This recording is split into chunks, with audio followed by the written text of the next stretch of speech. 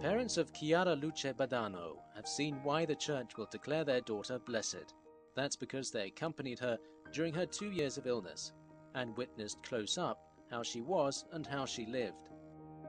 Chiara was born on October 29, 1971 in the town of Sassano in southern Italy. Those who knew her remembered her as cheerful and attentive. From an early age she belonged to the Focolare movement and maintained a close friendship with its founder, Chiara Luce. But nobody imagined that this child who loved sport would suffer from a bone tumour. She was only 17 when she was diagnosed. I could see from her eyes' expression the whole struggle that she would have to face.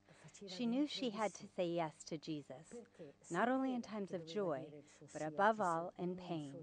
She had the vitality of a 17-year-old, and she wanted to live. After the first treatment, she lost her hair, and so began her time in hospital.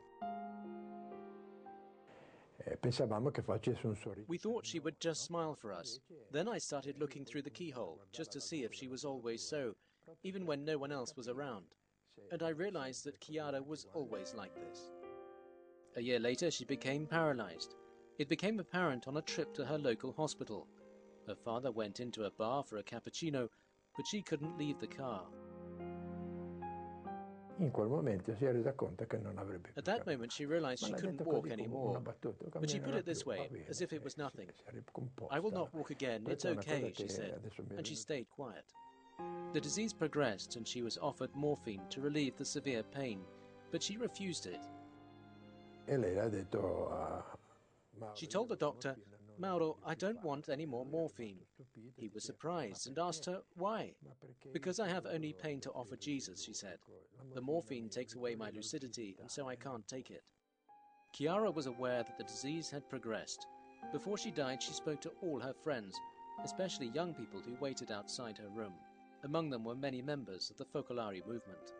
Then she asked her mother that on the day of her funeral, she be dressed in a wedding dress as a sign of her commitment to Jesus, and be made up like a young girl. At a certain point, she made a sign for me to come near. I went. She put her hand through my hair and said, "Mom, bye. Be happy, huh? Because I am." Chiara Luce is the first member of the Focolare movement to be beatified, an example to all young people and to the sick.